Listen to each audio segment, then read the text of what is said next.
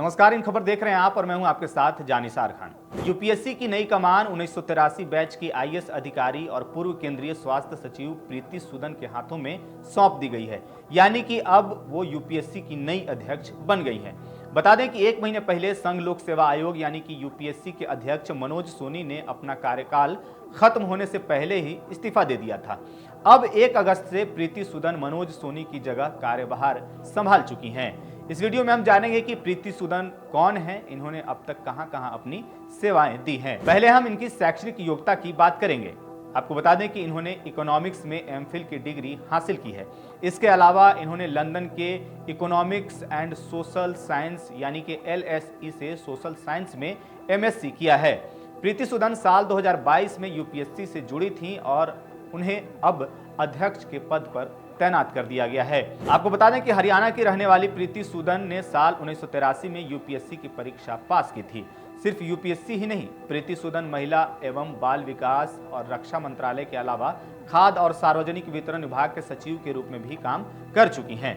प्रीति Andhra Pradesh cadre की IAS हैं। 37 वर्षों का व्यापक अनुभव लेकर के उन्होंने जुलाई 2020 में केंद्रीय स्वास्थ्य सचिव के रूप में रिटायर हुई थी।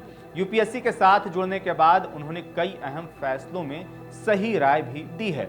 उनके काम को देखते हुए अध्यक्ष पद बनाने का फैसला लिया गया है। प्रीति सूदन ने प्रमुख बेटी बचाओ बेटी पढ़ाओ अभियान और आयुष्मान भारत मिशन के अलावा राष्ट्रीय चिकित्सा आयोग, एलाइड हेल्थ प्रोफेशनल आयोग के कामों में योगदान दिया है। इसके अलावा प्रीति सूदन को ई सिगरेट पर प्रतिबंध पर कानून बनाने का भी क्रेडिट दिया जाता है। अब आप सोच रहे होंगे कि आखिर यूपीएससी के अध्यक्ष पद पर जो इनकी नियुक्ति हुई है वो नियुक्ति आखिर कैसे की जाती है।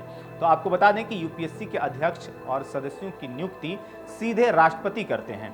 यह नियुक्ति संविधान के अनुच्छेद 316(1) के तहत होती है। सदस्य के तौर पर कम से कम आधे सदस्य किसी लोक सेवा के सदस्य जो कार्यरत हों या फिर अवकाश प्राप्त हों वो होते हैं, जिन्हें भारत या राज्य की सरकार के तहत कम से कम 10 सालों का अनुभव होता है। अनुच्छेद 317 के तहत यूपीएससी के चेयरमैन और अन्य सदस्यों को सिर्फ राष्ट्रपति ही उनके पद से हटा सकते हैं। आपको बता दें कि यूपीएससी के सदस्य अपने पद ग्रहण की तारीख से 6 साल की अवधि तक या फिर 65 साल तक की आयु प्राप्त कर लेने तक वो पद पर बने रहते हैं। ऐसे में प्रीति सूदन के हाथों अब यूपीएससी की कमान सौंप दी गई है। अब देखना होगा कि प्रीति सूदन का जो अनुभव है उसका यूपीएससी में वो कितना इस्तेमाल करती हैं। फिलहाल इस वीडियो में इतना ही। बाकी तमाम खबरों के लिए आप बने रहिए इन खबर के साथ।